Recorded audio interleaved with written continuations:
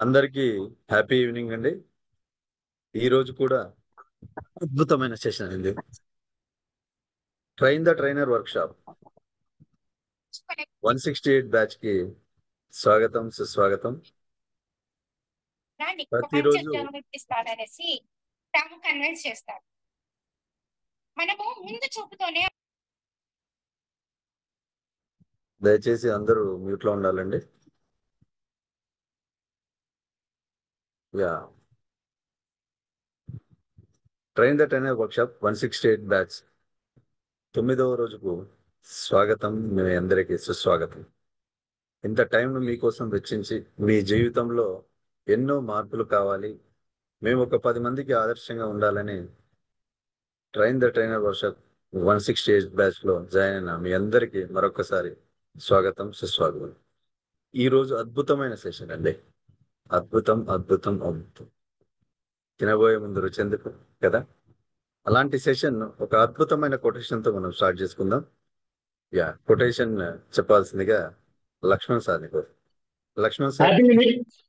Happy evening to all. పోరాడాలనుకుంటే నీతో నువ్వు పోరాడు, గెలవాలనుకుంటే ముందు నీపై నువ్వు గెలువు. నిన్ను నువ్వు గెలిస్తే ప్రపంచాన్ని గెలిచినట్టే. Thank you. Yeah thank you so much sir.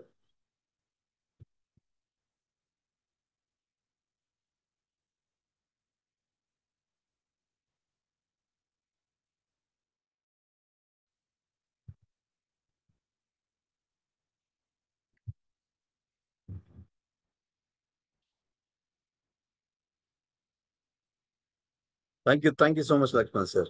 ఒక అద్భుతమైన కొటేషన్ చెప్పారు.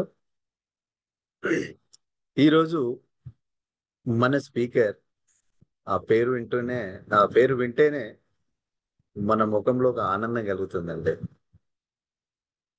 చిరునవ్వుతో ఉంటారు, ఎప్పుడు అందరిని నవ్విస్తూ ఉంటారు. పిల్లలే తన ప్రపంచంగా భావిస్తారు. పిల్లల కోసం తను ఎన్నో ఎనలేని సేవలు చేశారండి.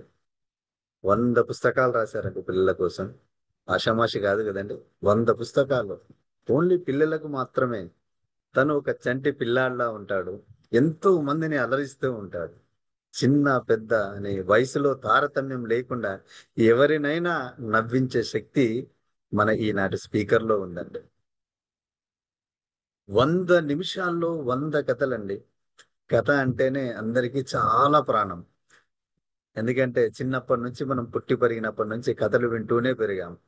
మన పెద్దవాళ్ళు, నానమ్మ, తాతలు, అమ్మమ్మలు ఒళ్ళో పడుకోబెట్టుకొని ఎన్నో ఎన్నో కథలు చెప్పేవాళ్ళు.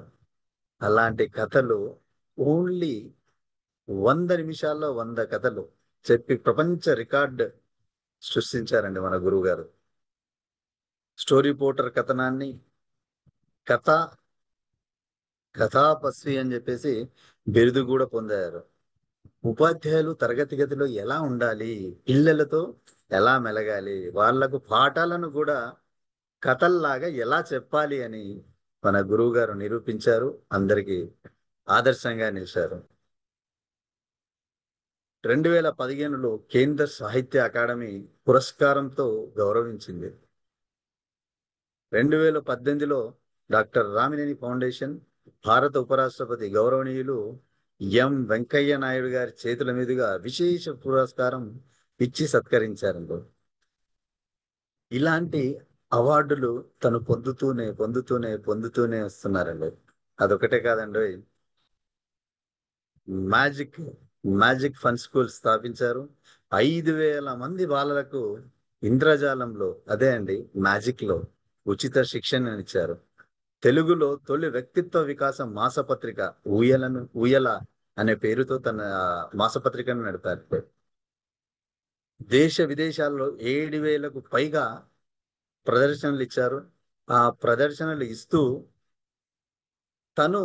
తన యొక్క శైలిని, అంటే బ్రాండ్ అంటారు కదా, ఇక్కడికి ఈసారి వస్తే బాగుంటుంది, ఈ మెజిషియన్ వస్తే బాగుంటుంది అని తనదంటూ ఒక ముద్రను వేసుకున్నారండి. ఇంకా స్పెషల్ గా చెప్పుకోవాల్సింది ఏంది అని అంటే, ఇక్కడ మీరు ఉన్నారు అని అంటే దానికి కారణం తనండి. ఇంపాక్ట్ వ్యక్తిత్వ వికాస శిక్షణ సంస్థకు 1995లో స్థాపించి వేలాది మందికి, మనలాంటి వేలాది మంది స్పీకర్లను, మోటివేషనల్ ట్రైనర్లను తయారు చేస్తూ ఉన్నారు. ఇంకా నేను అలుపెరగలేదు, ఇంకా నేను మీకు ఇస్తాను అంటూ మనకు ఎప్పుడు ఇంపాక్ట్ ఫౌండేషన్ కు చేదోడు వాదోడుగా ఉంటూ ఎంతో మందికి శిక్షణ కార్యక్రమాలు ఇచ్చారు. ఇంకా స్పెషల్ గా మనం చెప్పుకోవాల్సింది ఏంటంటే ఈ రోజు మన అదృష్టం అసలు 168 బ్యాచ్ అదృష్టం. ఎందుకంటే గురుగారు తన బిజీ షెడ్యూల్లో ఉంటారు. ఇంతకుముందు 158 బ్యాచ్ వాళ్ళ అదృష్టం కాస్త మీకు కూడా అదృష్టంలో పట్టింది. ఆ అదృష్టం మనకు కలిగింది. ఈ రోజు మన గురువుగారు మన కోసం వచ్చేసారు. తను హిందీ, కన్నడ భాషలకి అనువాదం కూడా చేశారండి. గుజరాత్, మహారాష్ట్ర ప్రభుత్వాలు చొక్కాపు రచనలు కొన్ని పాఠ్యాంశాలకు కూడా పెట్టాయి. 60 ఏళ్ల కళా సాహితీ రంగాల సేవలకు గుర్తింపుగా భారత ప్రభుత్వ తపాలా శాఖ తెలంగాణ సర్కిల్ చొక్కాపు వెంకటరమణ సార్ 73వ పుట్టినరోజు సందర్భంగా ప్రతిష్టాత్మకమైన తపాలా చంద్రిక స్పెషల్ కవర్ ను కూడా రిలీజ్ చేసిందండి. కానీ ప్రపంచ రికార్డు కూడా సృష్టించారు గురుగారు. ఇంద్రజాలం అండి. తన మాటలతో, తన చేతులతోనే అందరినీ మంత్రముగ్గులను చేసేస్తా ఉంటారు. అలాంటి నాకు గురుగారు కావడం నాకు చాలా ఆనందంగా ఉంది. అసలు మా గురువు గారండి, ఈ రోజు మా గురువు గారిని నేను మన వేదికపై పరిచయం చేయడం నాకు చాలా చాలా చాలా చాలా అదృష్టంగా భావిస్తున్నాను. గురుగారు, ప్లీజ్ వెల్కమ్ గురుగారు. The digital dais is yours.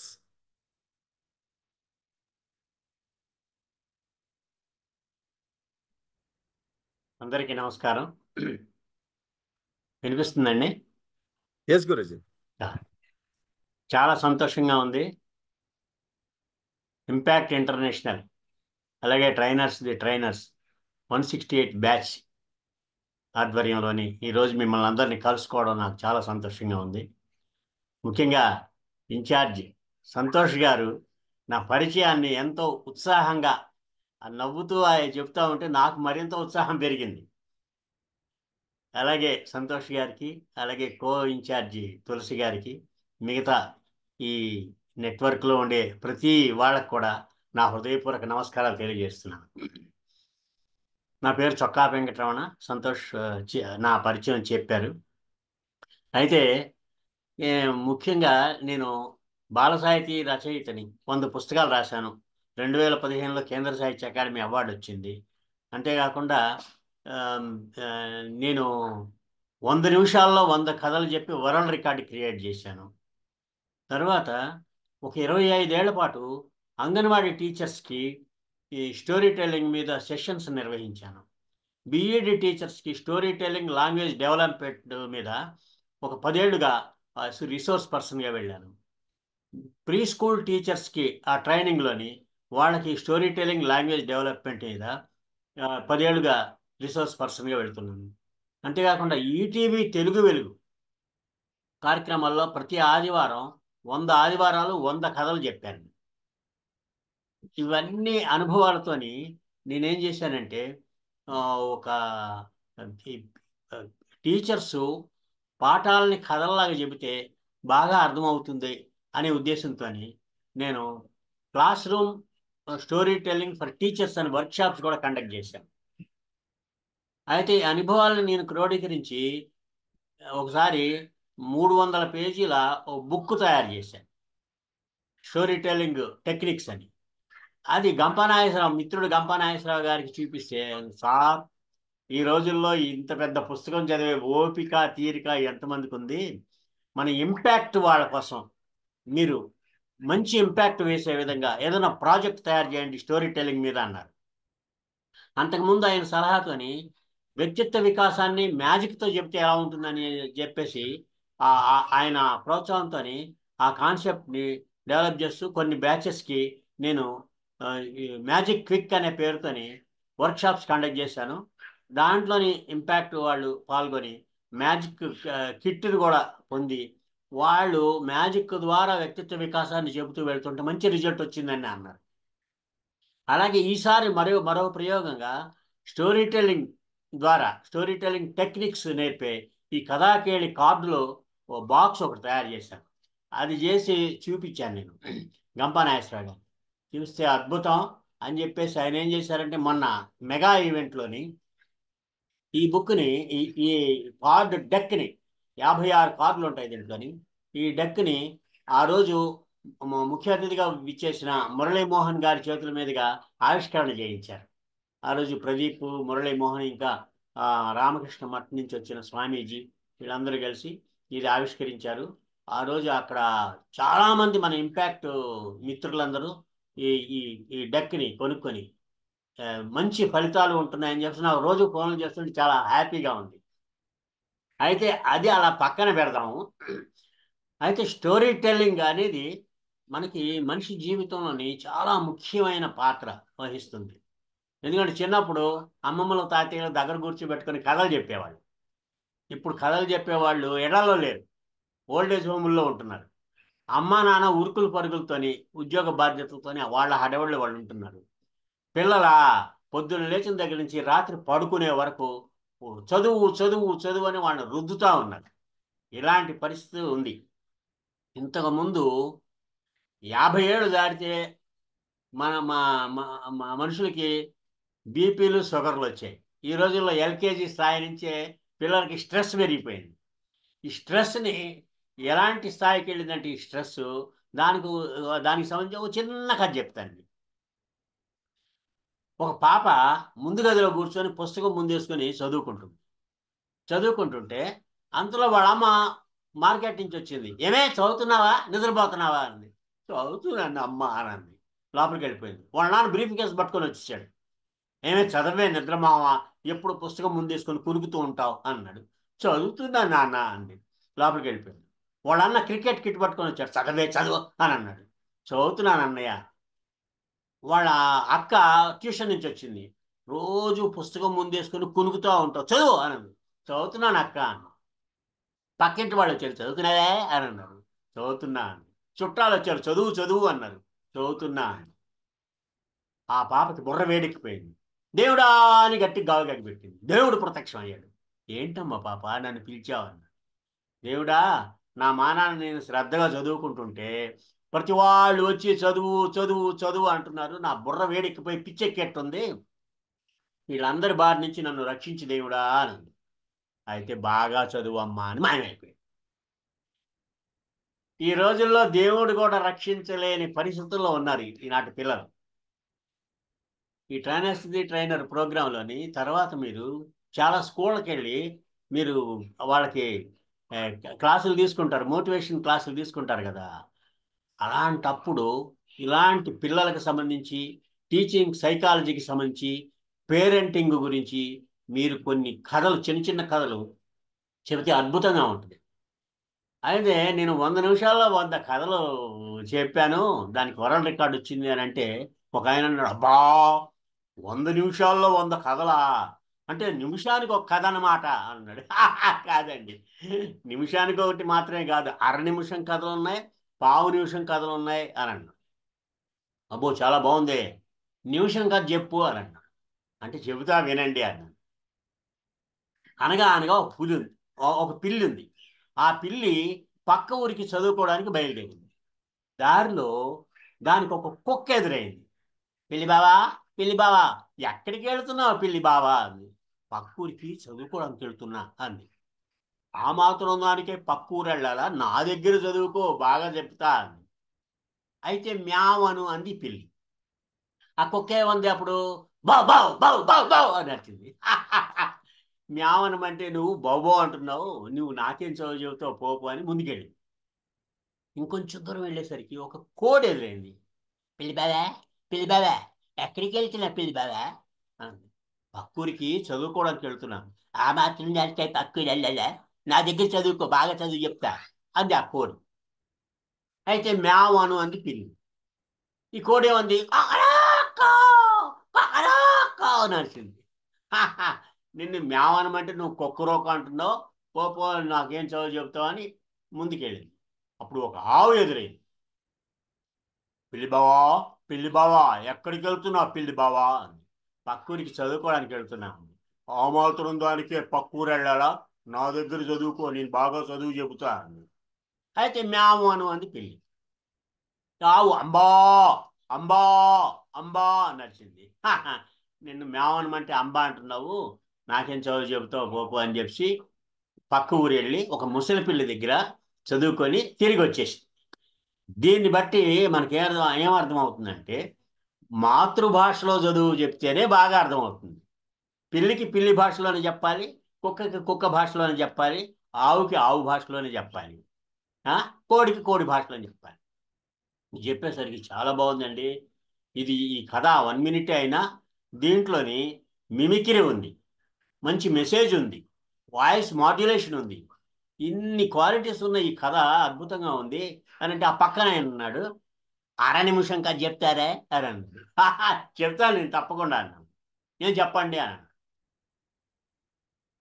ఒక స్కూల్ వదిలేశారు, పిల్లలందరూ వెళ్ళిపోయారు.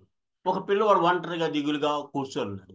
అయ్యో, ఈ అబ్బాయిని ఇంటికి ఎవరు తీసుకెళ్తారో కనుక్కుందాం అని చెప్పి దగ్గరికి వెళ్ళి, బాబు నిన్ను ఇంటికి తీసుకెళ్ళడానికి మీ అమ్మ వస్తుందా అని అన్నాడు. నాకు అమ్మ లేదుగా అని అన్నాడు. అయ్యో, అమ్మ లేదు బాబు. మీ నాన్న వస్తాడా అన్నాడు.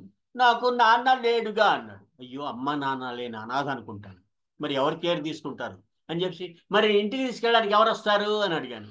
మా మమ్మీ డాడీ వస్తారు అని అన్నాడు. ఓ తెలుగు వాడు కాదు అనాథ, నువ్వు అనాథం అయిపోయావు. ఈ రోజుల్లో పిల్లలకి అమ్మా నాన్న అంటారనే విషయమే తెలియకుండా పోయింది. మాతృభాష గురించి నిర్లక్ష్యం చేస్తున్నారు పెద్దవాళ్ళు అని నాకు మనసులో బాధ కలిగింది. ఆ పక్కన ఉన్న అతను కోపంగా నా వైపు చూశాడు. ఏంటండి అంటే, మాట్లాడితే తెలుగు అంటారు, ఈటీవీలోని మొత్తం 100 కథలు తెలుగు గురించి చెప్పారు, వేరే భాషలు అక్కర్లేదా అని అన్నాడు. ఎందుకు అక్కర్లేదు, దానికి ఒక 1/2 నిమిషం చెప్పనా అన్నాను. చెప్పండి అన్నాడు. ఒక ఎలక పిల్లల్ని వెంట పెట్టుకుని షికారుగా బయలుదేరింది. కొంచెం దూరం వెళ్ళేసరికి ఒక పిల్లి మ్యావ్ అంటూ మీద పడింది. పిల్లలని చల్లాచెదరు అయిపోయింది. ఏం భయపడొద్దు అని పిల్లలన్నింటిని దగ్గరికి తీసుకొని అని గొంతు సవరించుకొని బౌ బౌ బౌ బౌ అని అరిచింది. దెబ్బతో పిల్లి పారిపోయింది. చూసారా, అవసరానికి సెకండ్ లాంగ్వేజ్ పనికొస్తుందని పెద్దవాళ్ళు ఎందుకే చెప్తారని. ఇట్లాగా 1/2 నిమిషం కథలు, 1/4 నిమిషం కథల్లో కూడా మనకి మంచి మెసేజ్ చెప్పచ్చు. అదే మామూలుగా మనం ఒక అరగంట సేపు మోటివేషన్ క్లాస్ తీసుకున్నాం అనుకోండి, దానికంటే కూడా ఆ మధ్యలోని మనం 1/2 నిమిషం కథలు, 1/4 నిమిషం కథలు అద్దుతూ వెళ్ళాం అనుకోండి, అద్భుతం. వాళ్ళ మనసులో బుర్రలో నాటుకుపోతుంది, ఆ సబ్జెక్టు వాళ్ళకి బాగా కమ్యూనికేట్ అవుతుంది. అంతవరకు ఎందుకు, ఇప్పుడు నేను చూపించిన ఈ బాక్స్లోని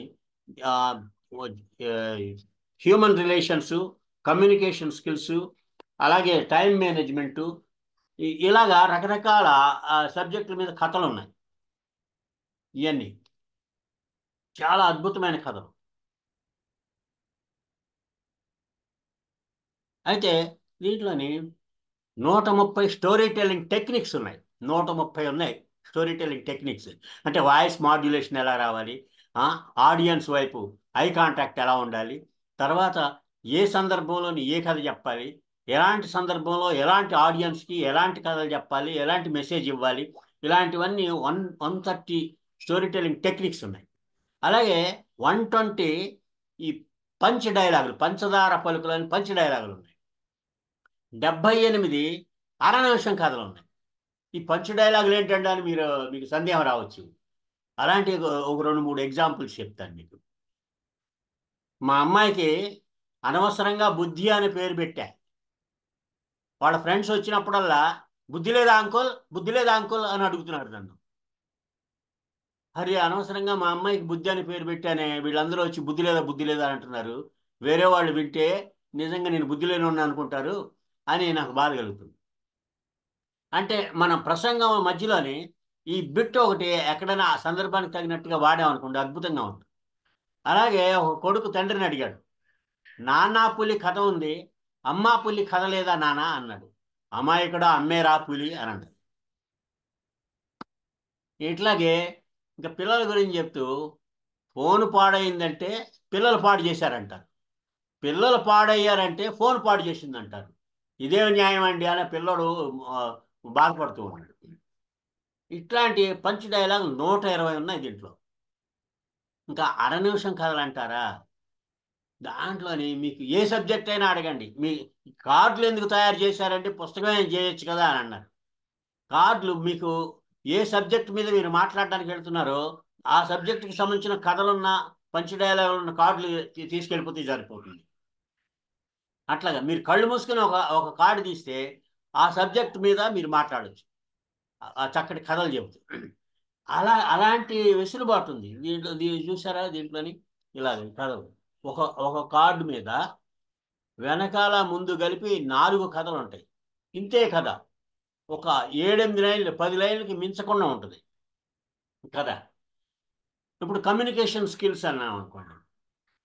కమ్యూనికేషన్ స్కిల్స్లో verbal communication, non verbal communication ఉంది. వెర్బల్ కమ్యూనికేషన్ అంటే మాటల ద్వారా మనం మన మనసులో భావాన్ని వ్యక్తం చేయడం. నాన్ వెర్బల్ కమ్యూనికేషన్ అంటే బాడీ లాంగ్వేజ్ ద్వారా చెప్పడం. వెర్బల్ కమ్యూనికేషన్లోని స్పష్టత ఉండాలి. స్పష్టత లేకపోతే ఎదుటి వాళ్ళకి మనం చెప్పేది అర్థం కాదు. ఒక్కోసారి పప్పులో కాలేసే ప్రమాదం. దానికి సంబంధించి ఒక చిన్న చీమ కథ చెప్తారండి మీకు. అనగా ఒక చీమ ఉంది. ఆ చీమకి ఒకసారి ఒక సందేహం వచ్చింది. పాము గరిస్తే మనిషి చస్తున్నాడు, అందుకని పాము అంటే భయం. తేలు కొడితే మనిషికి బాధ కలుగుతుంది, తేలు అంటే భయం. చీమ కొడితే ఆఫ్టర్ చీమ అని అంటున్నాడు, నన్ను లెక్క చేయట్లేదు, అందుకనే చీమన్నా కూడా భయం కలగాలి అని చెప్పేసి బ్రహ్మదేవుడి గురించి తపస్సు చేసింది. ఆ తపస్సుకు తట్టుకోలేక బ్రహ్మ 4 తలకాయలతో సహా ప్రత్యక్షమయ్యారు. చీమ ఏమీ నీ కోరిక అని అన్నాడు. అంటే ఆ బ్రహ్మను చూడంగానే ఎగ్జైట్మెంట్తో చీమ బ్రహ్మచ్చిండు బ్రహ్మచ్చిండు బ్రహ్మచ్చిండు అని ఆనందపడిపోయి ఆ ఆనందంలోనే ఆ ఎగ్జైట్మెంట్లోని ఒక మాట అనబోయి ఇంకో మాట అడిగింది. దాని ఉద్దేశం ఏమిటి? నేను మనిషిని కొట్టంగానే మనిషి చావాలి అని అడగాలి. కానీ ఆయన చూడంగానే స్వామి నేను మనిషిని కొట్టంగానే చావాలి స్వామి అనంది. తదాస్తు అని దేవుడు ఆ బ్రహ్మ మాయమైపోయాడు. వెంటనే అటు ఇటు చూసింది, ఒక మనిషి వెళ్తున్నాడు. నా తడాకా చూపిస్తా అని మెల్లగా నడుచుకుంటూ వెళ్ళింది. ఆ మనిషి దగ్గరకు రాగానే కాళ్ళ మీద చెక్కి చేతి మీదకి ఇక్కడికి వచ్చింది. వచ్చి ఇప్పుడు కొడుతాను వీడిని, గిల్ గిల్ గిల్ గిల్ గిల్ కొట్టుకొని చేస్తాడు అని పట్టని కుట్టింది. వాడు తప్పని ఇలా కొట్టేసి నలిపేసి ఇలా పడేసాడు. స్వామి నేను మనిషిని కొట్టంగానే చావాలని చచ్చింది. అంచేత మనం వెర్బల్ కమ్యూనికేషన్లోని క్లారిటీ లేకపోతే ఇలాంటి ప్రాణాల మీద కూడా వచ్చే ప్రమాదం ఉంది. ఈ కథ మనం కమ్యూనికేషన్ స్కిల్స్కి సంబంధించి చెబుతూ ఇలాంటి చిన్న చీమ కథ చెప్పామనుకోండి, ఈ చీమ కథే ఐరావతం అంత ఇంపాక్ట్ వేస్తుంది. అదనమాట సంగతి. అంతవరకు ఎందుకండి. ఇప్పుడు పాజిటివ్ థింకింగ్ ఉంది, నెగిటివ్ థింకింగ్ ఉంది. పాజిటివ్ థింకింగ్ అంటే అందరికీ మీకు తెలుసు, మీరు చాలా విషయాలు చాలా మందికి చెబుతూ ఉంటారు, చాలా మంది మీకు చెప్తూ ఉంటారు. పాజిటివ్ యాటిట్యూడ్ ఒకటి ఉందండి. పాజిటివ్ యాటిట్యూడ్ అంటే ఏంటి? మన బిహేవియర్లో పాజిటివ్నెస్ ఉండాలి. ఆలోచనలోనే ఆచరణలోనే కాకుండా బిహేవియర్లో పాజిటివ్నెస్ ఉండాలి. అలాగే మన బాడీ లాంగ్వేజ్లో పాజిటివ్నెస్ ఉండాలి. ఇప్పుడు స్మైల్ అనేది ఉందనుకోండి, స్మైల్ కమ్యూనికేషన్ స్కిల్స్లో ఫస్ట్ స్టెప్, అలాగే హ్యూమన్ రిలేషన్స్లో ఫస్ట్ స్టెప్. ఈ స్మైల్ అనేది మన యాటిట్యూడ్, పాజిటివ్ యాటిట్యూడ్. అలాగే మన బాడీ లాంగ్వేజ్ ద్వారా ఎదుటి వాళ్ళని మనం పాజిటివ్గా కన్వే చేస్తే వాళ్ళు మనల్ని అభిమానిస్తారు, ఆదరిస్తారు, ప్రేమిస్తారు, దగ్గరికి తీస్తారు. అట్లాంటిది ఒక మంచి ఉదాహరణ చెబుతానండి మీకు చిన్న కథ ద్వారా. ఒక సూపర్ మార్కెట్ ఉందండి. సూపర్ మార్కెట్లో ఒకవైపున నల్లగా పొట్టిగా ఉన్న ఒక అమ్మాయి ఒక కౌంటర్లో ఉంది, సేల్స్గా. రెండో వైపున ఎర్రగా బుర్రగా అందంగా ఉన్న ఐశ్వర్య రాయ్ లాగా అందంగా ఉన్న ఒక అమ్మాయి. మామూలు జనరల్గా ఏం జరుగుతుంది? అందంగా ఉన్న అమ్మాయి కౌంటర్ దగ్గరికి ఎక్కువ మంది కస్టమర్స్ వెళ్ళి సరుకులు కొంటారు కదా. నేనైతే అలాగే కొంటాను. మా ఆవిడ 2 సోపులు దండే అని 2 2 సోపులు దండే అని పంపించింది అనుకోండి, తిన్నగా అక్కడికి ఐశ్వర్య రాయ్ దగ్గరికి వెళ్తా. మేడం ఒక 2 సోప్ ఇవ్వండి అని అంటారు. అంటే మా ఆవిడ 2 తెమ్మంది కదా, ఒకటి అంటున్నాను ఏంటి అనుకోవద్దు. ఒకసారి తీసుకుని వెళ్ళి మళ్ళీ అలా తిరిగి వచ్చి మళ్ళీ సారీ మేడం మా ఆవిడ 2 సోపులు అడిగింది, ఇంకోటి ఇవ్వండి అని మళ్ళీ ఆ అమ్మాయిని చూడడానికి వెళ్ళినట్టుగా వెళ్తారు. అలాగా ఒక రకమైన అట్రాక్షన్ ఉంటుంది, అందం.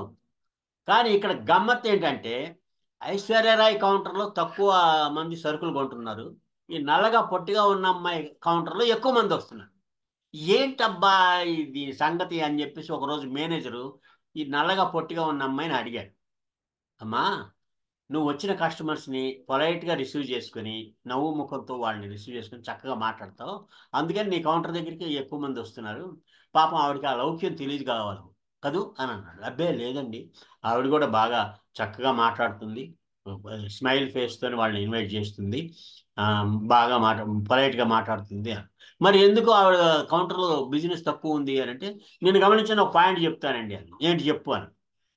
ఏం లేదు, నా కౌంటర్ దగ్గరికి ఎవరన్నా వచ్చి కిలో బెల్లం ఇవ్వమని అడిగారనుకోండి, నేనేం చేస్తాను, త్రాసులో అరకిలో బెల్లం వేస్తా, అరే సరిపోలేదని ఇంకొక ముక్క కట్ చేసి వేస్తా.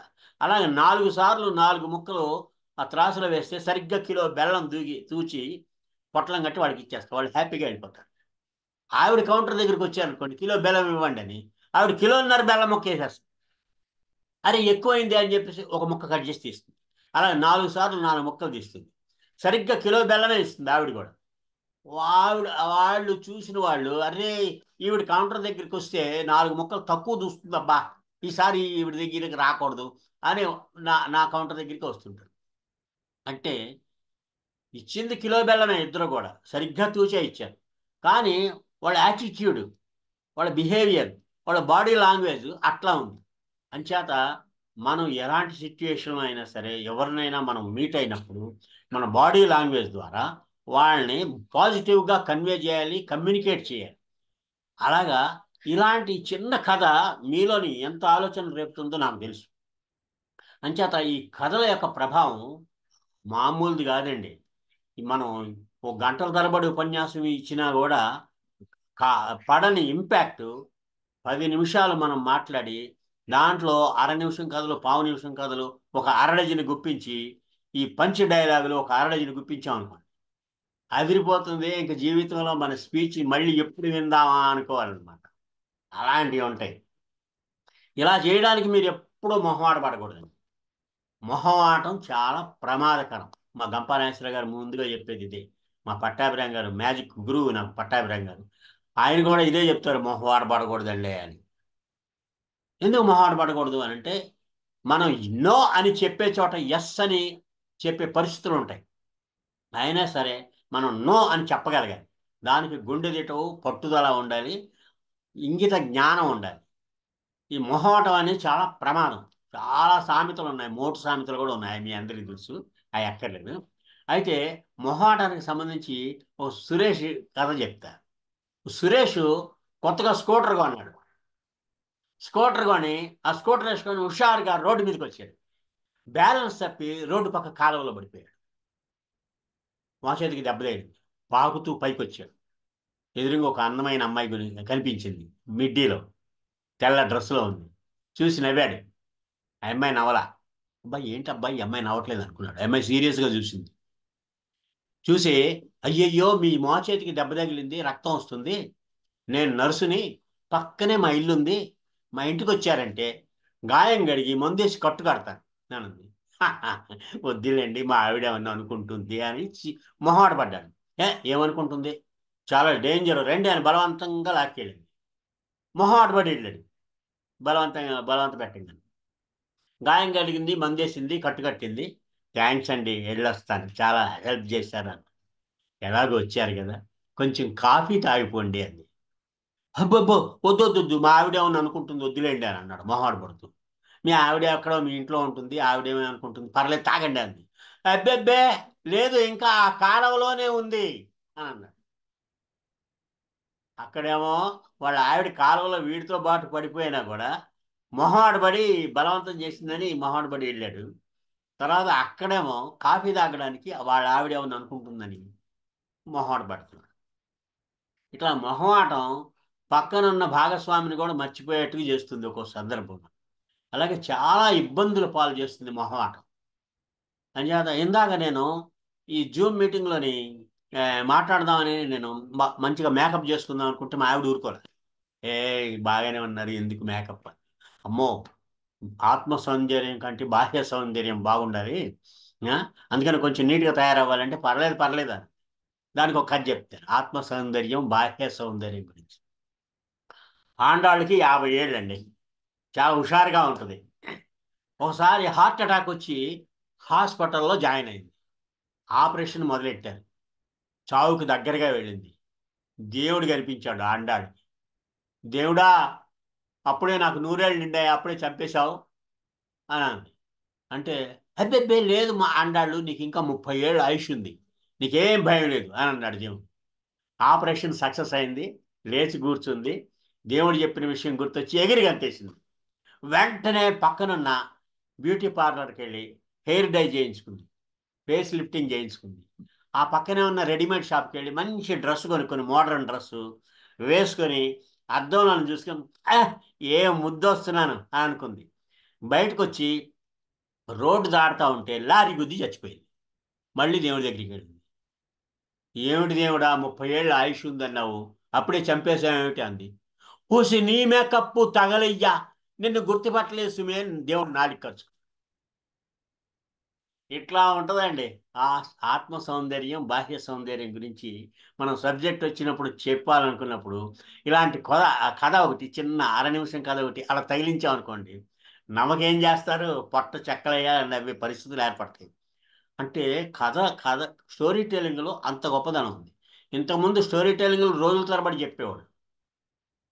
ఇప్పుడు స్టోరీ టెల్లింగ్ ట్రెండ్ మారిపోయింది. ఎందుకంటే అంత షార్ట్ అండ్ స్వీట్ అయిపోయింది.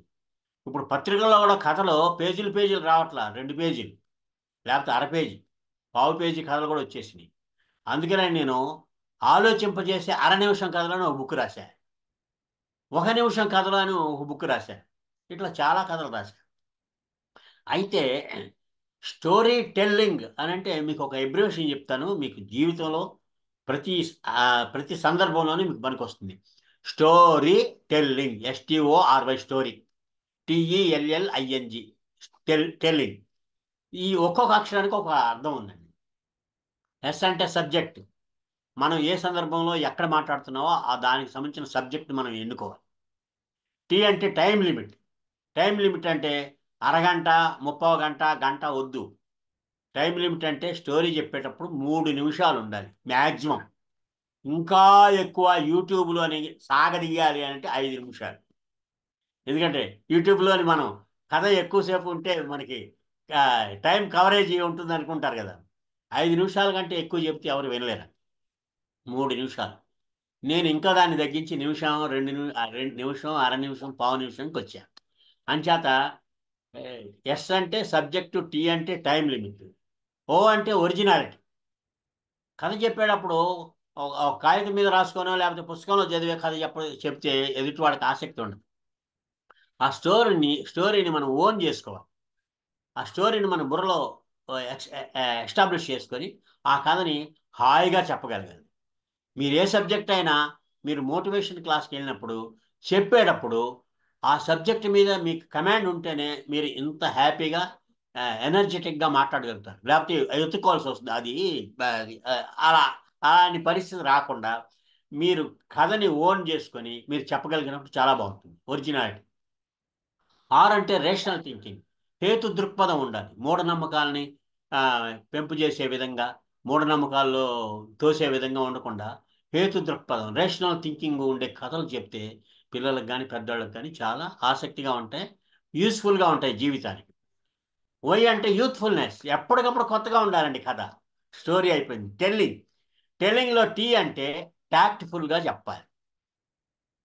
చెప్పే పద్ధతి ఇప్పుడు నేను చెప్తున్నాను కదా, సరదాగా, హాయిగా, సంతోషంగా, వాయిస్ మాడ్యులేషన్తో, ఎక్స్ప్రెషన్తో.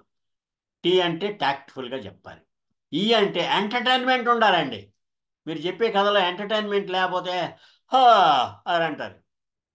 ఈ ఎల్ అంటే లాంగ్వేజ్ డెవలప్మెంట్, లాంగ్వేజ్ స్కిల్స్ని పెంపు చేసే విధంగా, పట్టు ఏర్పడే విధంగా ఉండాలి. ఇంకో ఎల్ అంటే లిజనింగ్ స్కిల్, వాళ్ళకి వినాలనే ఆసక్తి కలిగే విధంగా ఉండాలి. ఐ అంటే ఇంట్రెస్ట్ కలిగాలి. ఐ అంటే ఇంట్రెస్ట్, వాళ్ళకి ఎదుటి వాళ్ళు కథ వినే వాళ్ళకి ఆసక్తికరంగా ఉండాలి. ఎన్ అంటే నాన్ కాంట్రవర్షియల్గా ఉండాలి. నాన్ కాంట్రవర్షియల్ అంటే ఎవరిని కించపరిచే విధంగా ఉండకూడదు. కథ హాయిగా, సంతోషంగా వినేలాగా ఉండాలి, ఆనందపడేలాగా ఉండాలి. అంతేగాని వికలాంగుల్ని, చదువు రాని వాళ్ళని, బిచ్చగాళ్ళని, వీళ్ళని విమర్శిస్తూ, కులాలు మతాలతోని విమర్శిస్తూ అలాంటి కథలు ఉండకూడదు. Non controversial stories. జీ అంటే గుడ్ ఎండింగ్. నేను చెప్పే ప్రతి కథకి కొసమెరుపు ఉంటుంది, పంచి ఉంటుంది. గుడ్ ఎండింగ్ ఉన్నప్పుడు కథ ఆసక్తికరంగా ఉంటుంది. అదండి సంగతి. అలాగే ఇంక మనం చెప్పుకోవాలంటే బోర్డు ఉన్నాయండి. చాలామంది లైఫ్లో చాలా గోల్స్ పెట్టుకుంటూ ఉంటారు. గోల్ సెట్టింగ్, స్మార్ట్ గోల్స్ అని చెప్తూ ఉంటారు మా ఎండమూరి గారు. స్మార్ట్ గోల్స్ అంటే మీకు అందరికీ తెలుసు. ఎస్ అంటే స్పెసిఫిక్ గోల్ ఉండాలి, ఎం అంటే మెజరబుల్, ఏ అంటే అచీవబుల్, ఆర్ అంటే రీజనబుల్, రీచబుల్, తర్వాత టీ అంటే టైం బౌండ్ గోల్స్ అవన్నీ ఉండాలంట. అయితే కానీ వీటన్నిటికీ మించి మన గోల్ సెట్టింగ్ అప్పుడు క్లారిటీ ఉండాలండి. మనం ఏమి లక్ష్యం సాధించాలనుకున్నామో ఆ లక్ష్యాన్ని చేరడానికి క్లారిటీ లేకపోతే పప్పులో కాలేస్తాం, దెబ్బతింటాం, సక్సెస్కి రివర్సల్ ఆడతాం. అలాంటి ఒక క్లారిటీ లేని వాడికి అది చెప్తాను నేను. ఒకటికి జీవితంలో చాలా గొప్పోడు అవ్వాలని ఉంది, నలుగురిని పైకి తీసుకెళ్లాలనే ఒక లక్ష్యం పెట్టుకున్నాడు. అతను దేవుడి గురించి ప్రార్థించాడు. దేవుడా అని అన్నాడు. దేవుడు వచ్చాడు. వాడికేం పని ఉంది, వచ్చేసాడు. వచ్చేసి ఏంటి బ్రదర్ ఏంటి పిలిచావని అన్నాడు చాలా ఫ్రెండ్లీగా. అంటే ఏం లేదు దేవుడా, నేను చాలా గొప్పవాడిని అవ్వాలి, నలుగురిని పైకి తీసుకెళ్ళాలి, అది మాత్రం మీరు గుర్తుంచుకొని ఆ వరం నాకు ఇవ్వు దేవుడా. అంతే కదా, నలుగురిని పైకి తీసుకెళ్ళాలి అంతేగా అన్నాడు. అవును దేవుడా. గ్రాంటెడ్ అని మాయమైపోయాడు. రెండో రోజు వాడు లిఫ్ట్ బాయ్గా కూర్చొని ఉన్నాడు. నలుగురిని పైకి తీసుకొస్తున్నాడు. దెబ్బ కొట్టేసింది అనుకున్నాడు. అరే రే రే దేవుడు కన్ఫ్యూజ్ అయ్యాడు, నేను అడిగిందాన్ని రివర్స్లో అర్థం చేసుకున్నాడు. నలుగురిని పైకి తీసుకెళ్లాలంటే లిఫ్ట్ బాయ్గా తీసుకొచ్చి కూర్చోబెట్టాడు. అలా కాదు దేవుడా, ఎక్కడ ఉన్నావా, కన్ఫ్యూజ్ అయ్యావు నువ్వు అన్నాడు. వచ్చాడు. ఏంటి మళ్ళీ పిలిచావేంటి అన్నాడు. నేను గొప్పవాడిని అవ్వాలి, నలుగురిని పైకి తీసుకెళ్లాలంటే లిఫ్ట్ బాయ్ కాదు దేవుడా, నా కళ్ళ ముందు డబ్బులు కనపడాలి, విరివిగా డబ్బులు అని అన్నాడు. అంతే కదా, ఓకే గ్రాంటెడ్ అన్నాడు. రెండో రోజు వీడు ఏటీఎం దగ్గర వాచ్మెన్గా కూర్చొని ఉన్నాడు. ప్రతివాడు వస్తున్నాడు, ఏటీఎంలో డబ్బులు తీసుకెళ్తుంటే ఇలా చూస్తూ ఉన్నాడు పెద్ద కళ్ళు వేసుకొని. మళ్ళీ దెబ్బ కొట్టేశాడు, కన్ఫ్యూజ్ అయ్యాడు దేవుడు అని చెప్పేసి మళ్ళీ దేవుడిని పిలిచాడు. లాస్ట్ అండ్ ఫైనల్ మాటికి పిలిచి నన్ను డిస్టర్బ్ చేయక, నాకు బోల్డ్ పనులు ఉన్నాయి అక్కడ, ఏంటి చెప్పు అన్నాడు. నా కళ్ళ ముందు డబ్బులు కనపడాలంటే ఏటీఎం దగ్గర వాచ్మెన్ కాదు దేవుడా, దర్జాగా నేను టేబుల్ దగ్గర కూర్చోవాలి హ్యాపీగా, నా టేబుల్ మీదకే డబ్బులు రావాలి అన్న. ఓకే అంతే కదా, నీ టేబుల్ దగ్గరికి డబ్బులు రావాలి, ఓకే గ్రాంటెడ్ అని వెళ్ళిపోయాడు. రెండో రోజు సులభ్ కాంప్లెక్స్ దగ్గర టేబుల్ దగ్గర కూర్చున్నాడు. ప్రతివాడు వచ్చి రావడం, 5 రూపాయలు వేయడం, లోపలికి వెళ్ళడం, రావడం. వీడు నెత్తునోరు బాదుకున్నాడు. దేవుడికి క్లారిటీ లేదు, దేవుడికి కన్ఫ్యూజన్ అవుతున్నాడు అని. కానీ వీడియే కన్ఫ్యూజన్లో ఉన్నాడు. అసలు వాడి లక్ష్యం ఏమిటి, ఆ లక్ష్యానికి సంబంధించి ఏం అడగాలి దేవుణ్ణి, అసలు ఏ ప్రయత్నం చేయాలి అనేది వాడికి లేదు. అలాంటి చాలా కన్ఫ్యూజన్ స్టేజ్లో ఉన్న వాళ్ళు కొందరు ఉన్నారు. అయితే ఇంకొక మానవుడు ఉన్నాడు, నాకు తెలిసిన మానవుడు. అతనికి సంబంధించిన కథ మీకు చెబితే చాలా గొప్ప మోటివేషన్ ఇంపాక్ట్ మీకు బాగా పనిచేస్తుంది. ఒకడు చాలా ఆర్థిక ఇబ్బందుల్లో ఉన్నాడు. ఆర్థిక ఇబ్బందుల్లో ఉండి దేవుడి గుడి దగ్గరికి వెళ్ళాడు. వెళ్ళి దేవుడా, నేను చాలా ఆర్థిక ఇబ్బందుల్లో ఉన్నాను, నాకు వారం రోజుల్లో 10 లక్షల రూపాయలు లేకపోతే నేను ఆత్మహత్య చేసుకోవాలి. ఎందుకంటే మా అమ్మకి ఆపరేషన్ చేయించాలి, దీర్ఘవ్యాధితో ఉంది, 2 లక్షలు కావాలి. మా తమ్ముడికి ఉద్యోగం వేయించాలి, 3 లక్షలు కావాలి. మా చెల్లికి పెళ్లి చేయాలి, 5 లక్షలు కావాలి. మొత్తం 10 లక్షలు. నాకు వారం రోజుల్లోగా లాటరీలో 10 లక్షలు తగలాలి. 10 లక్షలు నాకు లాటరీలో రాకపోతే నేను ఒప్పుకోను, ఇది నీ బాధ్యత అని వార్నింగ్ ఇచ్చి వెళ్ళిపోయాడు. వారం అయింది, లాటరీలో 10 లక్షలు రాలా. మళ్ళీ వచ్చాడు. ఏమిటి దేవుడా, నువ్వు ఉన్నావు, అసలు నా మాట వినిపించుకోలేదు, నా కష్టాలని నువ్వు పట్టించుకోవట్లేదు. లక్కీగా 2 రోజులు వెసులుబాటు వచ్చింది, ఇంకో 2 రోజులు టైం ఇస్తున్నాను నీకు. నాకు 2 రోజుల్లో లాటరీలో 10 లక్షలు రాకపోతే ఇక్కడికి వచ్చి తలబాదుకొని చచ్చిపోతాను. 2 రోజులు అయింది, లాటరీలో 10 లక్షలు రాలా. వచ్చాడు, తలబాదుకుంటున్నాడు. దేవుడు వచ్చాడు. ఏమిటి స్వామి నీ బాధ ఏంటి, తలబాదుకుంటున్నావు అన్నాడు. వారం రోజులు టైం ఇచ్చా, నన్ను పట్టించుకోవాలా. 2 రోజులు వెసులుబాటు దొరికిందని చెప్పేసి టైం ఇచ్చాను, పట్టించుకోలేదు. నాకు లాటరీలో 10 లక్షలు రాలేదు ఇంతవరకు, ఏమిటి అన్నాడు. ఒరే దౌర్భాగ్యుడా, ముందు లాటరీ టికెట్ కొనరా అని అన్నాడు. అంటే జీవితంలో ఏదో సాధించాలి, ఐపీఎస్లు అయిపోవాలి, ఐఏఎస్లు అయిపోవాలి, ఇంకెన్నో కోరికలు ఉంటాయి. కానీ వాడికి లక్ష్యం బాగానే ఉంటుంది, కానీ ఆ లక్ష్యాన్ని చేరేందుకు ప్రయత్నం చేయడు. వాడు అక్కడే ఉన్న చోటనే కూర్చొని వాడు లాటరీ టికెట్ కొంటేనే కదా లాటరీలో 10 లక్షలు వచ్చేది. అలాగే వీడి లక్ష్యాన్ని చేరడానికి వాడు ప్రయత్నం చేయాలి, అడుగు ముందుకేయాలి. మొదటి అడుగు వేస్తేనే మిగతా అడుగులు ఆటకవే లేకపోతాయి. అలాంటివి ఉన్నాయండి. ఈ లక్ష్యాన్ని వాడు దృష్టిలో పెట్టుకోకుండా ఇష్టం వచ్చినట్టుగా వాడు అవ్వట్లేదు.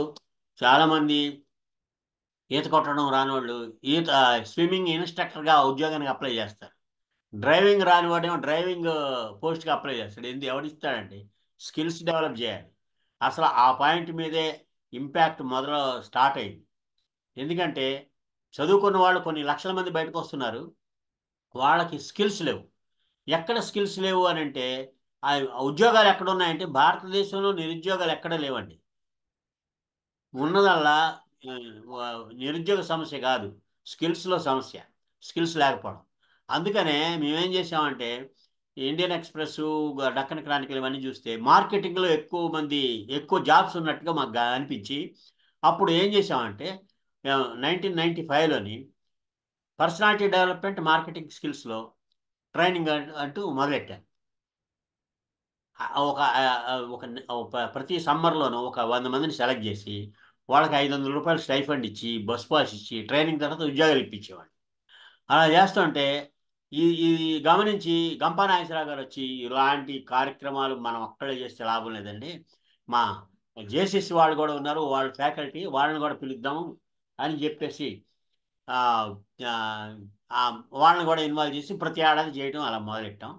ఇప్పుడు గంపా నాగేశ్వరరావు గారు ఒక ఒలింపిక్ జ్యోతి ఆరకుండా ముందుకు ఎలాగ తీసుకెళ్తున్నారో అలాగ కొన్ని లక్షల మంది ప్రపంచవ్యాప్తంగా అభివృద్ధి చెందేలాగా ఇంపాక్ట్ని తీసుకెళ్తున్నారంటే నిజంగా హ్యాట్స్ ఆఫ్ గంపా నాగేశ్వరరావు గారి.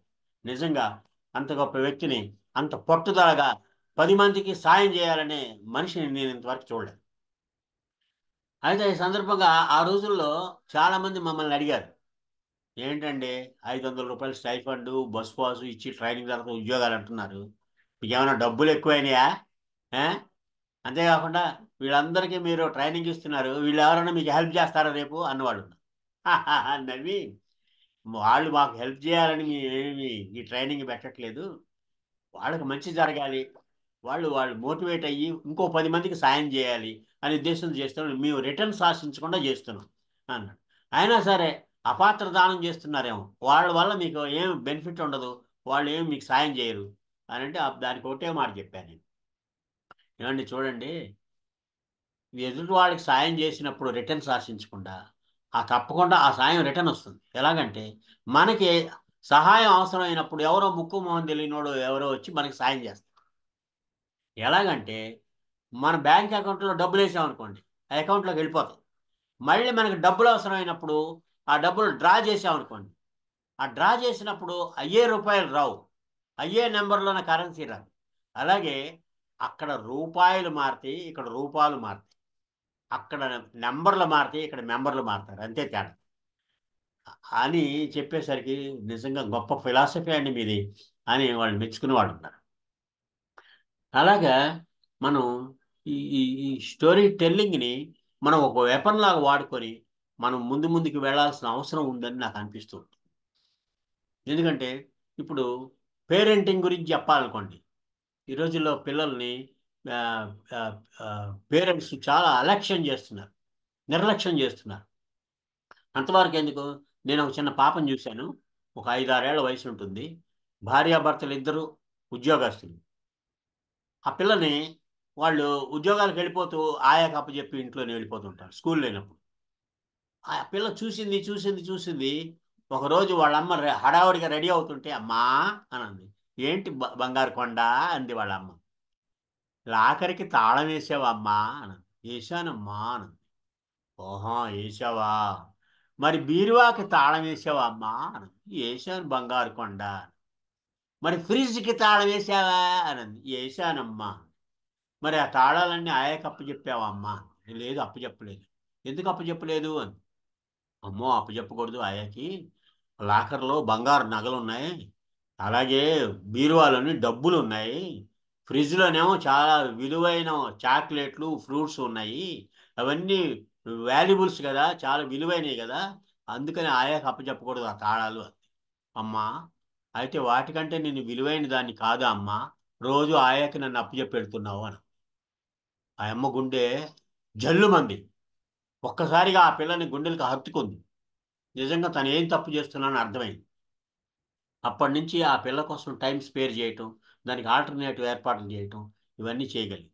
అలాగా పిల్లల్ని మనం ఎప్పుడైతే అలక్ష్యం చేస్తామో అప్పుడు వాళ్ళ మనసులోని భావాన్ని వాళ్ళు చెప్పలేకపోవచ్చు, కానీ మనసులోని ఒక రకమైన ఆ, బా ఆ, బాధ గూడు కట్టుకుపోయి వాళ్ళ వయసుతో పాటు పెరుగుతూ ఉంటుంది.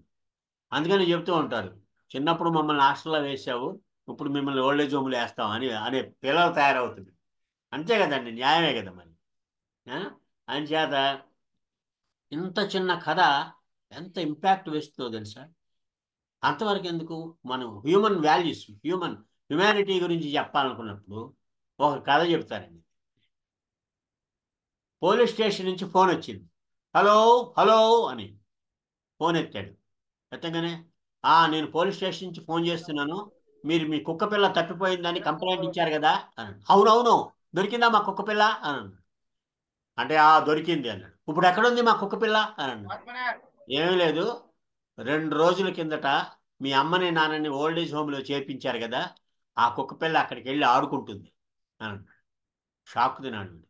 ఒరేయ్, మీ అమ్మ నాన్నని ఓల్డేజ్ హోమ్లో చేర్పించేశారా, మీకు లేని విశ్వాసం ఆ కుక్కకు ఉంది, ఆ కుక్క అక్కడికి వెళ్ళి వాడితో ఆడుకుంటుందిరా అనే మెసేజ్ని మనం ఈ చిన్న కథలో, పావు నిమిషం కథలోని మనం చెప్పగలుగుతున్నాం. అంచేత ఈ స్టోరీ టెల్లింగ్ అనే ఒక అద్భుతమైన ప్రక్రియ. ఈ ప్రక్రియ, ఈ స్టోరీ టెల్లింగ్ కార్డ్స్, ఈ డెక్ చూశారు కదా, 56 కార్డుల డెక్లోని ఒక ప్రపంచం అంతా ఉంది. మీరు ఏ సబ్జెక్ట్ అయినా మాట్లాడాలనుకుంటే ఆ సబ్జెక్టుకి సంబంధించిన 56 కార్డులని 78 అర నిమిషం కథలు ఉన్నాయి, 120 పంచ్ డైలాగులు ఉన్నాయి, తర్వాత 130 స్టోరీ టెల్లింగ్ టెక్నిక్స్ ఉన్నాయి. దీంట్లో ఒక కార్డు ఉందండి. ఆ కార్డు, ఇప్పుడు ఇందాక స్టోరీ టెల్లింగ్ అని ఒక్కొక్క అక్షరానికి ఒక్కొక్క భావం చెప్పాను కదా, సోల్డ్ ఫ్లాట్స్ అని ఒక కార్డు ఉంది. SOLD, sold, FLATS, flats. ఈ ఈ ఈ స్టోరీ టెల్లింగ్, ఈ కథాకేళి కార్డులు ఎవరెవరికి ఉపయోగపడతాయి అంటే, ఎస్ అంటే సేల్స్ ప్రమోటర్స్, మార్కెటింగ్లోని సేల్స్ ప్రమోటర్స్కి ఈ కార్డులు ఉపయోగపడతాయి.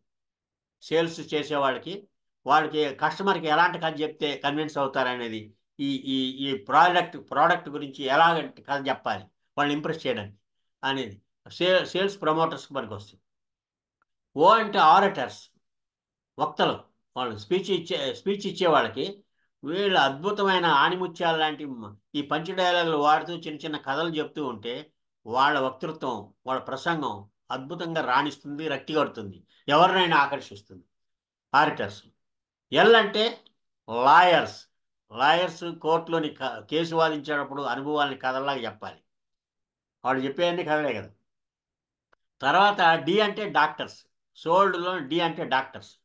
డాక్టర్ దగ్గరికి పేషెంట్ వచ్చినప్పుడు తన అనుభవాలను ఒక కథలాగా చెప్పి వాళ్ళని కన్విన్స్ చేయాలి, వాళ్ళకి కమ్యూనికేట్ చేసి వాళ్ళకి చిన్న కథా రూపంలోని, ఒకసారి ఒక పేషెంట్ వచ్చాడయ్యా, వస్తే అని చెప్పేసి ఆ పేషెంట్కి సంబంధించి చెప్పి ఎలాంటి మందు ఇస్తే ఎలా పనిచేస్తుందని చెప్పి వాళ్ళలో కాన్ఫిడెన్స్ డెవలప్ చేసిన తర్వాత వాడు ఏ మందు ఇచ్చినా సరే అది వాడి మీద పనిచేస్తుంది. అలాగే డాక్టర్లకి ఈ చెప్పడానికి పనికొచ్చే కథలు దీంట్లో బోర్డు ఉన్నాయి. సోల్డ్ అయిపోయింది. ఫ్లాట్స్, ఎఫ్ అంటే ఫిలిం రైటర్స్. ప్రొడ్యూసర్ దగ్గరికి వెళ్ళి నా దగ్గర ఒక మంచి కథ ఉందండి మీకు చెప్తానంటే, సింగిల్ లైన్లో చెప్పు అని అంటాడు. సింగిల్ లైన్లో చెప్పాలి అని అంటే ఎక్స్పీరియన్స్ ఉండాలి. ఈ డెక్లోని అర నిమిషం కథలు అన్నాం కదా, పావు నిమిషం కథలు కూడా ఉన్నాయి. దాదాపు 5-6 లైన్లకి మించని కథలు ఉన్నాయి.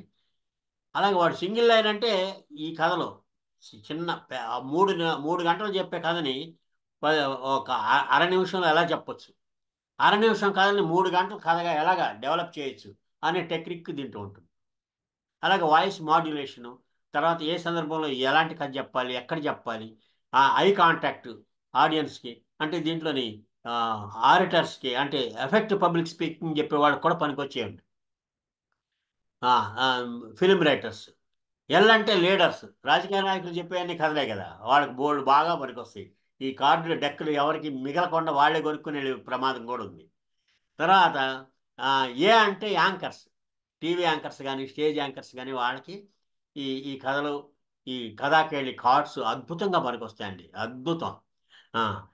తర్వాత ఫ్లాట్స్లో టీ అంటే టీచర్స్, క్లాస్ రూమ్లోని పాఠాలని కథల్లాగా చెప్పాలి, ఎలా చెప్పాలి, సైన్స్ని ఎలా చెప్పొచ్చు కథలో, సోషల్ని ఎలా చెప్పొచ్చు, మ్యాథ్స్ని కథల్లాగా ఎలా చెప్పొచ్చు, జీవిత చరిత్రని కథలా ఎలా చెప్పొచ్చు అనే టెక్నిక్స్ అన్నీ దీంట్లో ఉన్నాయి.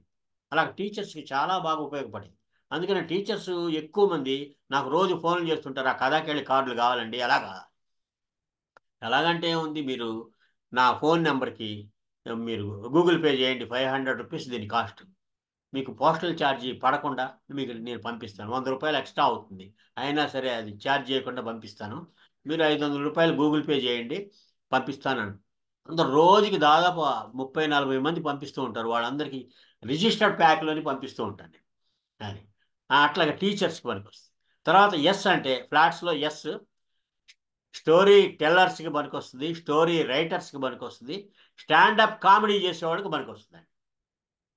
ఇంతమందికి పనికొచ్చే ఈ స్టోరీ టెల్లింగ్స్ నేర్పే, టెక్నిక్స్ నేర్పే ఈ కథాకేళి కార్డుల్ని మీకు అద్భుతంగా మన ఇంపాక్ట్లోని ప్రతి మోటివేటర్స్కి కూడా ఒక భగవద్గీతలాగా మీకు పనికొస్తుంది అని నా భావం. అది ఈ అవకాశాన్ని మీరు సద్వినియోగం చేసుకుంటే మీరు మంచి ఆడిటర్గా, మంచి మోటివేటర్గా తయారయ్యే అవకాశాలు ఉంటాయి. అవన్నీ మీరు ఒక 100 పుస్తకాలు చదివిన నాలెడ్జి ఒక 56 కార్డుల్లో మీకు దగ్గరగా మీ అరిచేతిలోని ఆ డెక్ ఉంటుందన్నమాట. అంతవరకు ఎందుకు, ఇంకొక గమ్మత్తైన ఒక కథ చెప్తాను. ఒకడు ఈ క్రియేటివిటీ గురించి మనం చెబుతూ ఉంటామండి. క్రియేటివిటీ అంటే ఏంటి అంటే కొత్తగా ఆలోచించడం, లేకపోతే ఎవరు చేయని విధంగా చేయడం అని చెప్తా ఉంటాం. అయితే ఒకసారి క్లాస్ రూమ్లోని టీచర్కి ఒక ఆలోచన వచ్చి, అరే క్రియేటివిటీ అంటే కొత్తగా ఆలోచించడం రా, నేను ఇక్కడ ఇదిగో చాక్ పీస్ తీసుకోండి, బోర్డు మీద ఒక స్ట్రైట్ లైన్ గీయండి రా, సరళ రేఖ గీయండి అన్నాడు. ఒకడు వచ్చాడు, నిలువుగా సరళ రేఖ గీశాడు, ఆ చాక్ పీస్ పెట్టేసి వెళ్ళిపోయాడు. ఇంకోడు వచ్చాడు, అడ్డంగా గీశాడు. ఇంకోడు వచ్చాడు, ఇంకొక యాంగిల్లో గీశాడు. ఇంకోడు క్లాస్ రూమ్లో ఉన్న 50 మంది 50 యాంగిల్స్లో గీశారు సరళ రేఖ. అన్నీ అయిపోయినాయి, ఇంక మిగల్లా. అంతలో ఇంకెవరు గీస్తారా అని అంటే ఒకళ్ళు లేచి నిలబడ్డాడు. వాడు గీసినట్టు కాకుండా నేను గీస్తాను సార్ అన్నాడు. ఎలా గీరా అన్నాడు. వాడు గబగబా వచ్చి ఆ బోర్డు మీద వరుసగా డాట్స్ పెట్టుకుంటూ వెళ్ళాడు. ఇదేంట్రా, నేను సరళ రేఖ గీయమంటే నువ్వు డాట్స్ పెడుతున్నావు అన్నాడు. బ్లాక్ అండ్ వైట్ సరళ రేఖ సార్ అది అన్నాడు. బ్లాక్ అండ్ వైట్ సరళ రేఖ అంట. వారిని నీ తెలివితేటలు బాగానే ఉన్నాయి అనగానే ఇంకోళ్ళు వేశాడు, సార్ దానికి మించి నేను సరళ రేఖ గీస్తాను సార్ అన్నాడు. ఏంటి రారా గీ, వచ్చి గీ అన్నాడు. వాడు చాక్ పీస్ తీసుకొని దూరంగా వెళ్ళాడు బోర్డుకి, ఇలాగ వచ్చేసి ఆ బోర్డు మీద ఒక డాట్ పెట్టాడు. సరళ రేఖ గీయమంటే డాట్ పెట్టావేంట్రా అన్నాడు. ఇది గాలిలో సరళ రేఖ సార్, అక్కడి నుంచి ఇక్కడికి గాలిలో సరళ రేఖ గీశాను. దీంతో ఫిదా అయిపోయాడు ఆ టీచర్. గొప్ప తెలివితేటలరా మీవి అని. అంటే ఇలాగ క్రియేటివిటీకి సంబంధించి మనం సృజనాత్మకత అని పిల్లలకు కానీ, పేరెంట్స్కి కానీ, టీచర్స్కి కానీ, ఇంకెవరికైనా చెప్పేటప్పుడు ఈ క్రియేటివిటీకి సంబంధించి, క్రియేటివిటీ అంటే ఎవరు చేయనట్టు చేయడం, ఎవరు ఆలోచించిన విధంగా ఆలోచించడం, ఎన్ని చెప్పినా వాళ్ళకి బుర్రకెక్కదు. ఈ చాక్ పీస్ కథ చెప్పామనుకోండి, అదిరిపోతుంది, అది ఇంపాక్ట్ బ్రహ్మాండంగా పడుతుంది. అంతవరకు ఎందుకు, ఇంకొక క్రియేటివిటీ కథ చెప్తాను మీకు. ఒక జమీందారు ఒక బిల్డింగ్ కట్టించాడు, గెస్ట్ హౌస్ కట్టించిన తర్వాత ఒక పెయింటర్ని పిలిచాడు. పెయింటర్ని పిలిచి, చూడు బాబు, మొత్తం లోపల గోడలన్నిటికీ లైట్ గ్రే కలర్ ఉండాలి, డీసెంట్గా ఉండాలి అని చెప్పేసి ఒక చిన్న చెక్క పెట్టి ఇచ్చాడు. ఇదిగో ఈ చెక్క పెట్టి ఏ కలర్ ఉంది, లైట్ గ్రే కలర్ ఉంది, సేమ్ కలర్ రావాలి, వారం రోజులు నీకు టైం ఇస్తున్నాను, సేమ్ కలర్ రావాలి, గోడలన్నీ ప్లెజెంట్గా ఉండాలి, ఏ మాత్రం తేడా వచ్చినా నీకు ₹1 కూడా ఇవ్వను అన్నాడు. అలాగే సార్ 5 రోజుల్లోనే, వారం అవల 5 రోజుల్లోనే ఫోన్ చేశాడు. సార్ కలరింగ్ అయిపోయింది సార్, వచ్చి చూసుకోండి అన్నాడు. భార్యతో కలిసి వచ్చాడు జమీందారు. చూశాడు, ఆ రూమ్స్ అని చూశాడు. పెట్టి పట్టరా అన్నాడు. ఆ పెట్టి చెక్క పెట్టి తెచ్చి ఇచ్చాడు. ఆ ప్రతి గోడ దగ్గర చూశాడు. అబ్బా కరెక్ట్గా ఉంది, ఈ చెక్క పెట్టి కలర్ వేశాడు అని చూసుకున్నాడు. నాకు హ్యాపీ అయ్యా, నేను సాటిస్ఫై అయ్యాను అని చెప్పి ఇంకో ₹100 ఎక్స్ట్రా ఇచ్చి పంపించాడు. వాడు వెళ్ళిపోయాడు హ్యాపీగా. థ్యాంక్ యూ సార్ అని. వెళ్ళంగానే వాళ్ళ ఆవిడ పక్కపక్క నవ్వుతుంది. ఏంటి అలా నవ్వుతున్నావు ఏమిటి, నేను గొప్ప పెయింటర్ని సెలెక్ట్ చేసి తీసుకొచ్చి చేయించాను, చూడు ఎంత బాగా వేశాడు చూసావంటే, కాదండి వాడు చాలా తెలివిగలవాడు, వాడు చాలా క్రియేటివిటీ ఉంది అంది. ఏంటి క్రియేటివిటీ అన్నాడు. ఏమి లేదు, వాడు వేయాల్సిన కలర్ వేసాడు, మళ్ళీ తేడా వస్తుందని చెప్పేసి వాడు వేసిన కలర్ ఈ చెక్క పెట్టికేసి మీకు ఇచ్చాడండి చూడండి అని గోరుతో గోకి చూపించింది. ఇది క్రియేటివిటీ అంటే. చూసారా ఎంత క్రియేటివిటీ ఉందో. అలాగే మనం చాలామందిని చూస్తూ ఉంటాం. చాలా నా దగ్గర బోల్డ్ కథలు ఉన్నాయి. ఈ మనకి మూఢనమ్మకాలకు సంబంధించిన ఒక కథ ఉందండి. ఎందుకంటే మనం బయటికి వెళ్ళేటప్పుడు ఎవడన్నా తుమ్మితే బయటికి వెళ్ళకూడదు, వెళ్ళిన పని అవ్వదని ఒక మూఢనమ్మకం. అలాగే నూనె కావిడ ఎదురొస్తే వెళ్ళకూడదు, అట్లా విధవ ఎదురొస్తే వెళ్ళకూడదు, ఇలాంటి రకరకాల, గుమ్మం మీద కూర్చొని తుమ్మకూడదు, ఇలాంటివన్నీ ఉన్నాయి.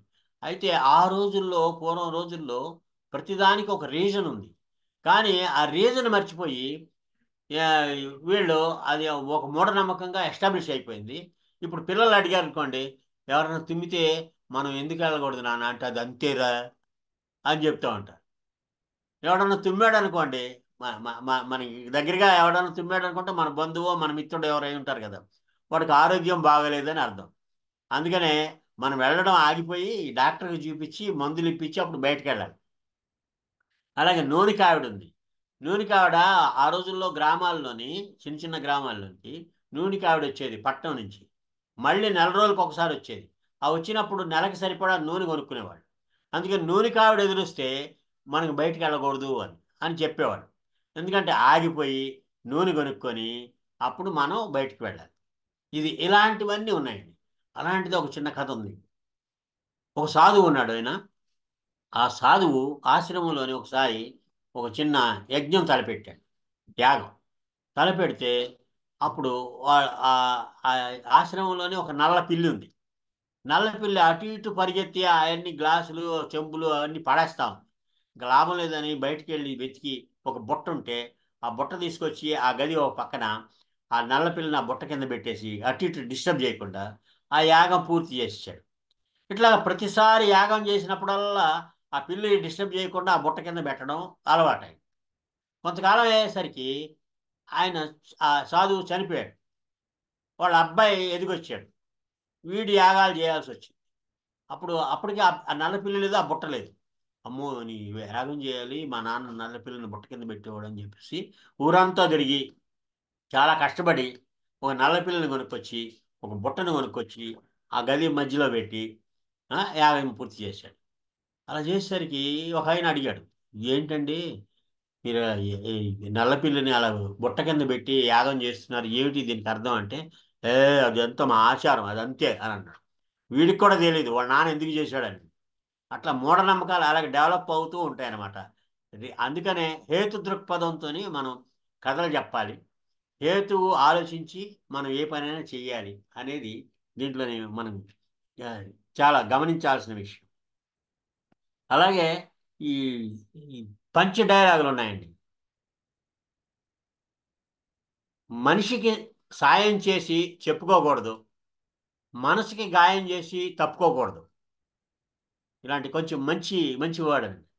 అలాగే వాట్సాప్లోనైనా జీవితంలోనైనా మనుషులు ఎప్పుడూ స్టేటస్నే చూస్తారు. అలాగే కష్టాలు వచ్చేది పార్ట్ ఆఫ్ లైఫ్, అవన్నీ నవ్వుతూ ఎదిరించడమే ఆర్ట్ ఆఫ్ లైఫ్. ముళ్ళుకెంత తెలివితేటలో కదా, కాలితో తొక్కినా చేత్తో తీసుకునేలా చేస్తుంది జీవితం నేర్పే పాఠం అది.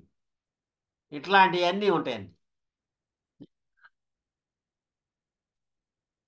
అలాగే మనకి సంబంధించి ఇంకొక మంచి కథ చెప్తానండి మీకు.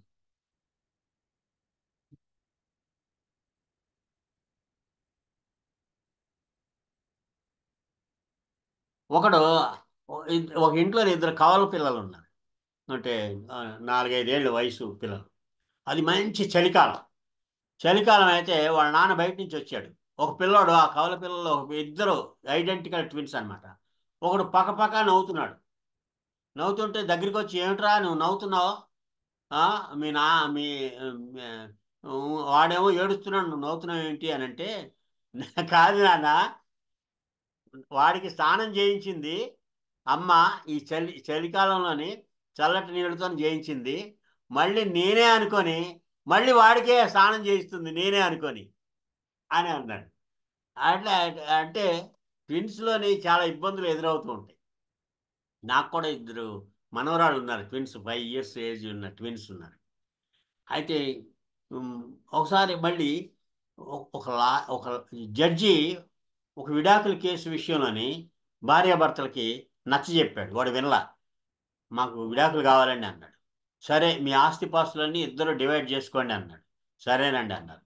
మరి ఎట్లాగా ఇప్పుడు అంతా బాగానే ఉంది, కానీ మీకు ఒకే బిడ్డ ఉన్నాడు కదా, ఎలా పంచుకుంటారు అని అన్నాడు. అవును, ఎలా పంచుకుంటాము?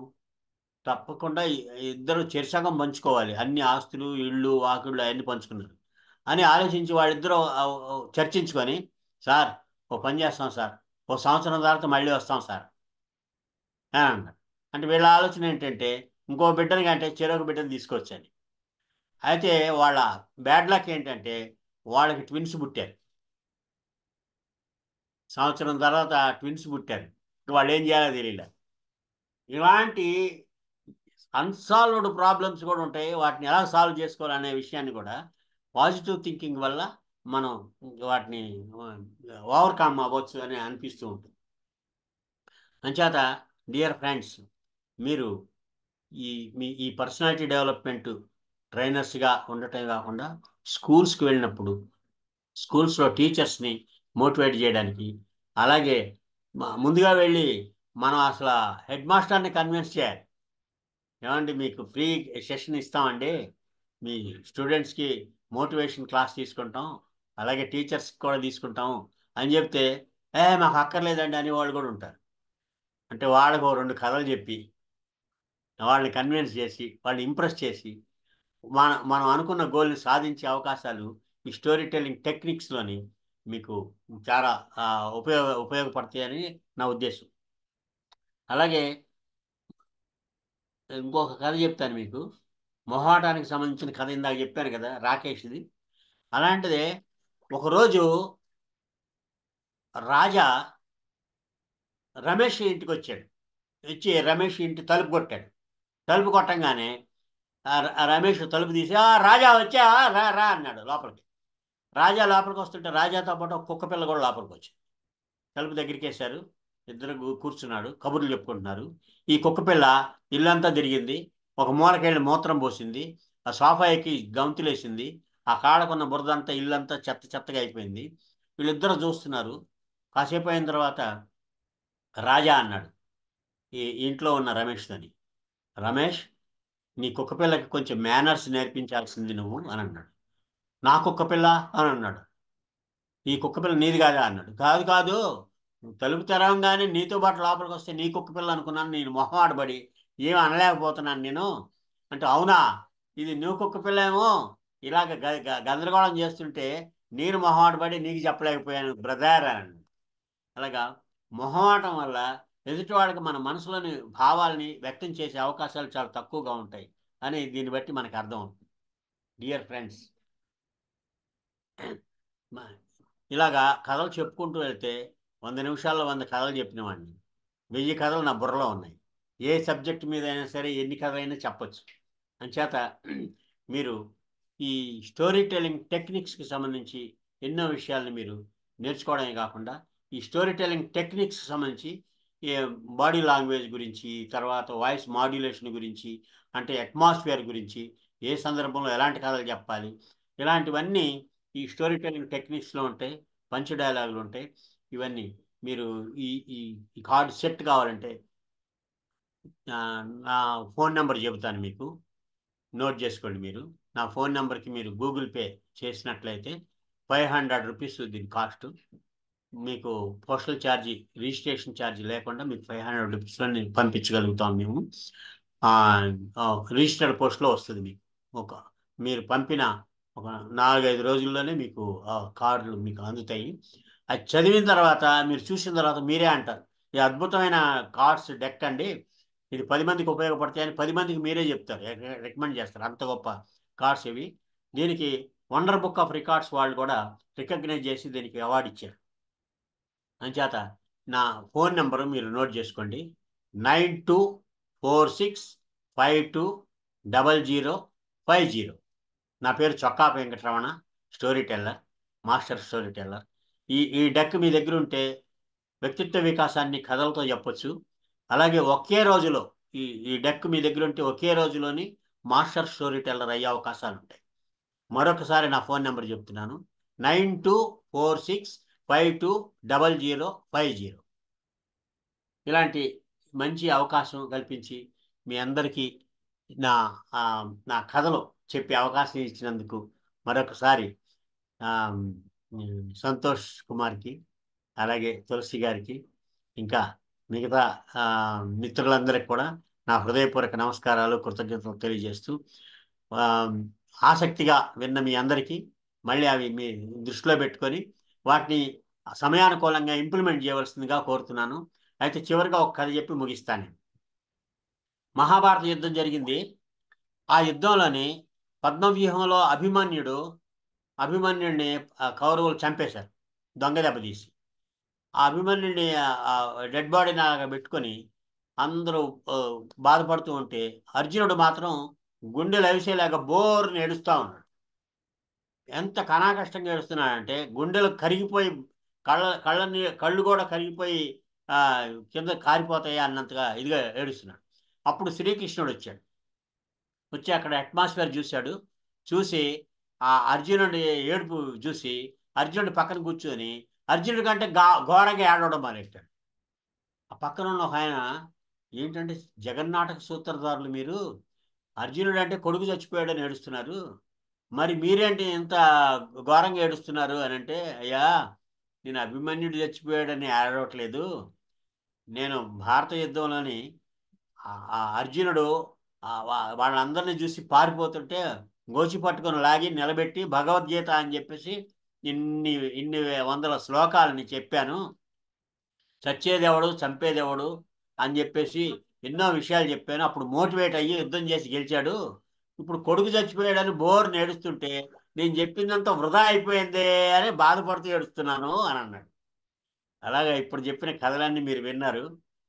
మీరు కార్డులు తెప్పించుకున్నా తెప్పించుకోకపోయినా స్టోరీ టెల్లింగ్ టెక్నిక్స్కి సంబంధించి మీరు తెలుసుకున్నారు కాబట్టి మీ మోటివేషనల్ స్పీచెస్లోని కథల్ని వాడి మీరు మంచి రిజల్ట్ని పొందాలి, మీరు మంచి వక్తగా, మంచి మోటివేటర్గా పేరు పొందాలని మనసారా కోరుకుంటూ సెలవు తీసుకుంటాం. నమస్తే. Thank you so much Guru. Annapurna ma'am, ఎవరైనా మీరు మీ హ్యాపీ సందేహాలు ఈవినింగ్ సార్. అడగవచ్చు, చెప్తా. Happy evening sir. Super session sir. కథలు చెప్పడం వల్ల ప్రతి ఒక్క మనిషిలో కూడా మార్పు తీసుకురావచ్చని చాలా అద్భుతంగా చెప్పారు సార్. మీరు చెప్పే కథలు చాలా సరదాగా అందరికీ నిత్య జీవితంలో కూడా ఉపయోగపడే విధంగా ఉన్నాయి సార్. అండ్ చాలా మోటివేట్ అవుతారని కూడా, అంటే ఎంత పెద్ద సెషన్లో అయినా ఒక కథ చెప్పడం వల్ల చాలా తొందరగా మోటివేట్ అవుతారని చాలా బాగా చెప్పారు సార్. ముఖ్యంగా టీచర్స్ వాళ్ళు చెప్పే కథలు పాఠాలన్నిటి కూడా కథల రూపంలో చెప్పడం వల్ల పిల్లలు తొందరగా క్యాచ్ చేసుకొని వాళ్ళలో చాలా ఇంప్రూవ్మెంట్ ఉందని చాలా బాగా చెప్పారు సార్. అలాగే ఒక ఎలుకను స్టోరీ తీసుకొని దానికి సెకండ్ లాంగ్వేజ్ అనేది చాలా అద్భుతంగా వివరించారు సార్. అలాగే చీమ కథలో క్లారిటీ అనేది, మా ఆత్మ సౌందర్యం, భావ సౌందర్యం గురించి కూడా చాలా బాగా ఎక్స్ప్లెయిన్ చేశారు సార్. వాయిస్ మోడరేషన్ అనేది ఎంటర్టైన్మెంట్ లా ఉండాలనేసి, అలాగే ఎవరిని కూడా కించపరచకుండా ఉండే కథలను సెలెక్ట్ చేసుకోవాలని కూడా చాలా బాగా ఎక్స్ప్లెయిన్ చేశారు సార్. దీన్ని వెపన్ లాగా వాడుకొని ముందుకు వెళ్ళాలని చాలా బాగా చెప్పారు సార్. అండ్ పిల్లల్ని ఆయాలకి అప్పచెప్పడం వల్ల ఏం జరుగుతుంది, హ్యుమానిటీ అంటే ఏమిటి అని కూడా చాలా బాగా చెప్పారు సార్.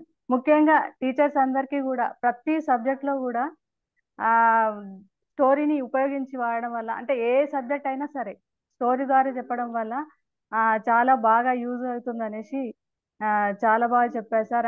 అందులో విధంగా ఇంకొకటి క్రియేటివిటీ గురించి, అలాగే మూఢనమ్మకాల గురించి, పంచ్ డైలాగ్ గురించి కూడా చాలా బాగా ఎక్స్ప్లెయిన్ చెప్పారు సార్. అలాగే మన నిత్య జీవితంలో కష్టాలను ఎలా ఎదుర్కోవాలి, మోమాటం అనేది లేకుండా ఉండడం వల్ల కొన్నిటిని జయించవచ్చు అని కూడా చెప్పారు సార్. ముఖ్యంగా మోమాటం అనేది ఎక్కడ కూడా ఉండొద్దని చాలా బాగా ఎక్స్ప్లెయిన్ చేశారు సార్. అండ్ జీవిత పాఠాన్ని ఒక ముళ్ళుతో చిన్నగా, అంటే మీరు 100 నిమిషాల 100 కథలు అనేసి ఎలా చెప్పారో దాని ఒక మనిషి జీవితాన్ని ఒక ముళ్ళుతో వివరించారు కదా, సూపర్ సార్ అది.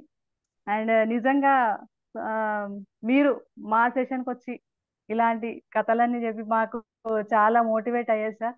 అండ్ వింటుంటే ఇంకా నిజంగా మీరు 100 నిమిషాల్లో 100 కథలు కాదు సార్, 1000 వినాలని కూడా ఉంది. కాకపోతే మీరు మాకు ఇంత టైం ఇచ్చి వచ్చినందుకు చాలా thank you sir. Thank you so much. Thank you అమ్మా, thank you very much. Thank you so much ma'am. Sameena ma'am.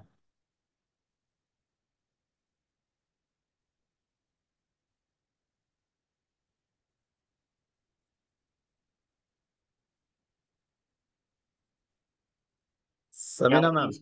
ఎవరైనా సందేహాలు ఉంటే అడగొచ్చు. Yes sir. సదా సార్.